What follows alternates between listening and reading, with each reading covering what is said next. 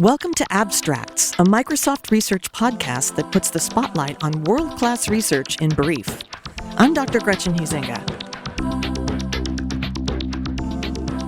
In this series, members of the research community at Microsoft give us a quick snapshot or a podcast abstract of their new and noteworthy papers. My guest today is Dr. Michel Galley, a senior principal researcher at Microsoft Research. Dr. Galley is the co-author of a paper called MathVista, Evaluating Mathematical Reasoning of Foundation Models in Visual Contexts. Michel, thanks for joining us on Abstracts today. Thank you for having me. So I like to start with a distillation or sort of an elevator pitch of your research. Tell us in just a couple sentences what problem or issue your paper addresses and why we should care about it. So this paper is about evaluating large foundation models. So it's a very important part of research in a large language model because it's a good way to evaluate kind of the capabilities, what these models are good at and not good at. And a part of the focus of MathVista is to evaluate this large foundation model in a multimodal setup. So when the input to the model is actually not just text, but also text and images. And then an example of a task that such a model would perform is like the input is maybe a mathematical question, and then there's some visual support to that question, let's say an image of a graph, and then the model has to respond to something related to that. And why this is important, there has been a lot of work, of course, on a large foundation model, especially when it comes to reasoning tasks like mathematical reasoning. A lot has focused more on written form. So MathVista is one of the very first data set that has input that is both images and text. Well, reading your paper, it seems like this is an area that hasn't been studied systematically. In fact, you actually say that and say that the field is largely unexplored.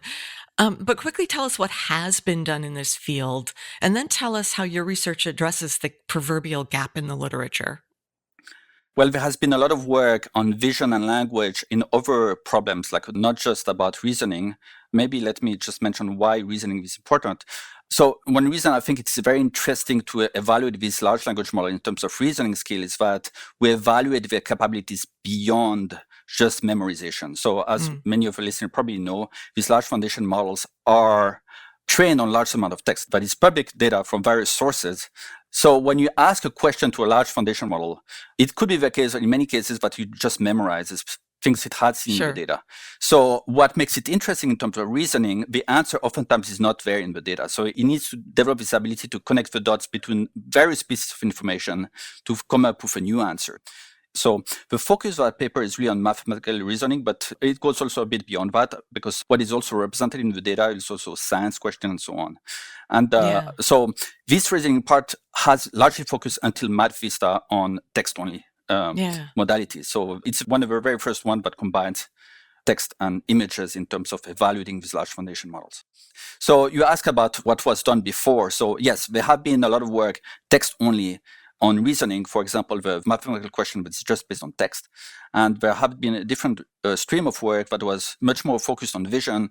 A lot of work has been on tasks such as visual question answering, where basically you have an image and the question is about answer a question about this image. So yes, we're trying to fuse the two lines of research here. And that's one of the first work that does that. Well, let's talk about your methodology for a minute. Tell us how you went about conducting this research and what methods did you use? Yes, sure. That's a bit different from a typical kind of machine learning paper, because this focus on this work is really on benchmarking on data sets. So the methodology is more about how we collect the data, process it. So we have two components to doing that. One was to look at existing data that already combines vision and text. And there are existing data sets that are actually already fairly big, but that were not focused on reasoning. So we use this existing data set and look for instances in the data that actually include some mathematical or science reasoning. And so that part is leveraging existing data set. But the important part is like we really want to carve out what was interesting pieces in terms of reasoning. And we had different stages of processing the data to identify the subset that was reasoning based. So one first step was basically to apply some automatic filter to determine whether or not a given example, let's say something that is visual and text, is actually involves some mathematical reasoning. So we have different strategy. For example, if the answer is numerical, it's likely that it might be something mathematically related. but that's just the first stage. And the second stage, we actually had a humans annotator just certify that the selected data is actually of high quality. So we do have an example of, oh, this is mathematical, and that's either mathematical or scientific, and so on. And that's one part of the effort. The other part is that we realized while we collected the data, there are certain types of mathematical reasoning or related to mathematical reasoning that were not represented in the data. So we created 3 new data sets as parts of MathVista. So when I said data set, it's more like, think of MathVista as like an aggregate of different types of data.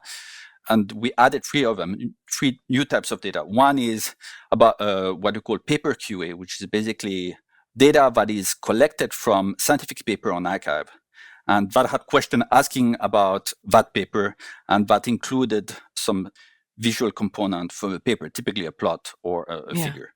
And then we had AccuTest, which is basically, I mean, it's vaguely related mathematical, but basically it also kind of try to see maybe more abstractive thinking about maybe some input that is both text and visual. And the final is about function QA, that is basically algebraic reasoning on function plots and so on. Okay. The important part was actually to identify among vast amount of data what is actually very interesting in terms of mathematical reasoning. So that part, I think, was quite a big part of doing that work, finding existing data, but also created new data. Yeah. Well, my favorite part of a research paper is where it says, and what we found was. So talk a little bit about your results. What did you find? So we evaluated a wide variety of models, including GPT-4, Claude 2, GPT-4V, multimodal BART, and Lava, and we categorized them into 3 categories. So one is text only. So basically, you take a model that is by default just text, and we give it the text part of the question and ask it to answer a question. Of course, that's a kind of a bit of a difficult task, because oftentimes we crucially build these questions so that you have to rely on the vision part. But that's for scientific investigation to know how well they can do. And so that's one of category of model. A different category is still text only, but that is given the detection from the image. So on the image, we do OCR. So we convert those words from images to text. It's kind of an extension of a text-based model, except that what was images is translated into text, and then the input to the model is word only, and that's a different category of model. And the third one is basically truly multimodal model. And what we found, I mean, not surprisingly, kind of the one that does most poorly is the one that is text only. The second is text plus OCR. And then finally, the one that does best is the multimodal like GPT-4V. But while the ordering between these 3 categories makes sense, it was a bit surprising that maybe the gap between multimodal and text plus OCR was not bigger. Well, it's big, but maybe not as big as we were expecting. So for example, the best detection from the images model achieved like 35% accuracy, while GPT-4V was 50%. So it's substantial gap, but not huge. Right. Just to clarify, you're saying OCR. What does that stand for? Optic character recognition. So basically, it's the task of taking text, sometimes typed, but sometimes written, and convert this into the actual text like you would have in a text file. Right. Michel, does any of this have to do with the difficulty of the math problems that you present these models with? I mean, it seems to me similar to humans, that the easier the problem, the easier it would be for the machine. So at what level of math are we talking for these tests? What's nice about MathVista is this continuum of different difficulties. So the spectrum is quite broad, going from elementary school to more advanced concepts such as calculus. So it's quite broad. So in the paper, we do have this more broken down by level. So the number I gave you, like 50%, is an aggregate over all the difficulties. But that's the goal there, was really kind of compare different models. But we do have a fair amount of analysis in the appendix. Actually, we have 100 pages of appendices of plenty of analysis and so on. So if people, I mean, I saw that. I saw the length of the paper, and I'm going, what? That's a long paper. Well, research in the lab is one thing I always like to say, but understanding real world impacts is important too. So where's this work going to make the most difference, and who does it help most at this point?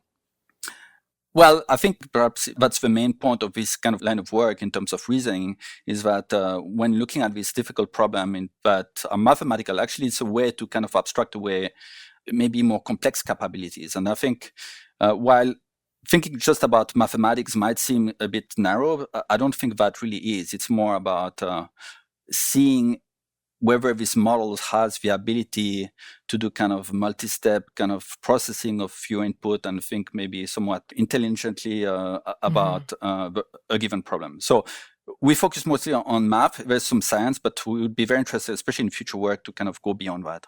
Okay, well, let me press in a little bit there because just say I'm a regular person using a GPT model.